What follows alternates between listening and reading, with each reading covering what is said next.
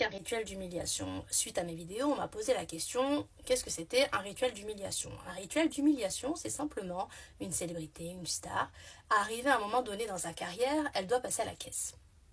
Elle a promis des choses, on lui a promis des choses, et quand une star pense atteindre un level de célébrité, de stardom, elle se pense intouchable. Sauf que personne n'est intouchable. Les sacrifices qu'il leur demande ne suivent plus.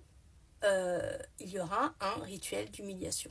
Ça peut être un rituel d'humiliation physique, ça peut être on te rate ta chirurgie esthétique, parce que croyez-moi, les stars, ils ont tellement affaire aux meilleurs médecins du monde, aux meilleurs chirurgiens du monde, que c'est rarement un accident quand ils sont loupés. Demander de changer quelque chose qui n'aurait jamais changé en temps normal. Ça peut se passer durant une cérémonie, comme ça peut être le cas en 2006 avec J.Lo qui s'était complètement ratée, elle était tombée et tout durant une prestation, ou la fameuse VMAs avec Kanye, Taylor et Beyoncé. Il y en a pléthore encore comme ça de rituels, voilà.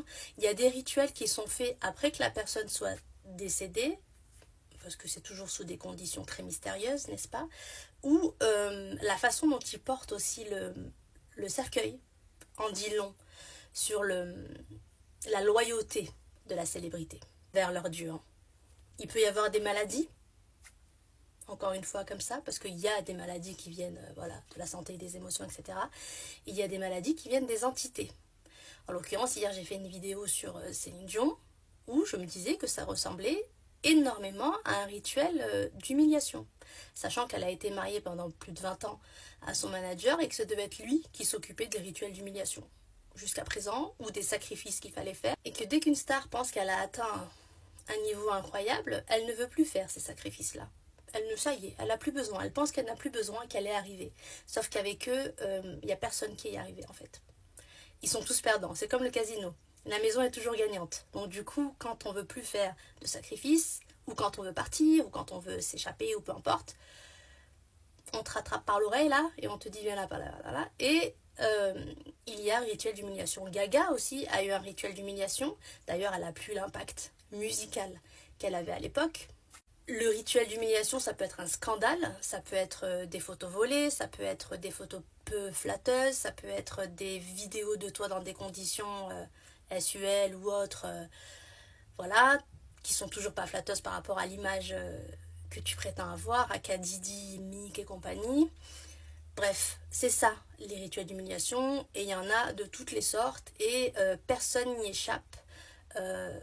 Tôt ou tard, ils passent tous à la caisse, tôt ou tard, ils pensent tous pouvoir y échapper, mais à partir du moment où tu as donné ta parole, tu as donné ton consentement, tu as donné ton libre arbitre, ils sont plus maîtres de décider en fait de ce qui leur arrive.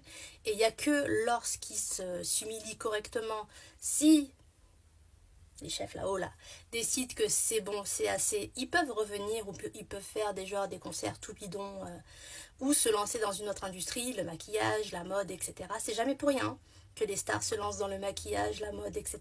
C'est pas un hasard, c'est pas une idée marketing, c'est pour continuer de gagner de l'argent en fait, parce que le main talent ne marche plus. Et aussi niveau sacrifice et rituel, il y a des stars, quand elles adoptent des enfants, ou même leurs propres enfants, c'est pas pour rien qu'ils le mettent sur le devant de la scène, et que beaucoup d'enfants, d'acteurs, d'actrices, de chanteurs transforment leur genre. C'est pas pour rien.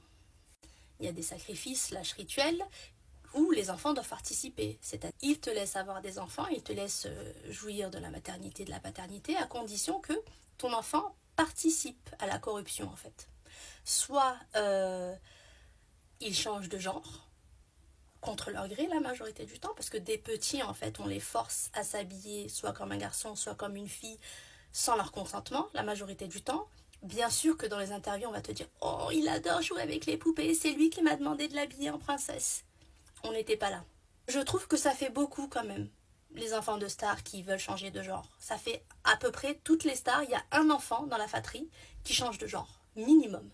Et t'as ceux qui les mettent un peu comme Kim en avant et qui les habillent comme ils ne devraient pas les habiller, et que forcément, elles passent le flambeau.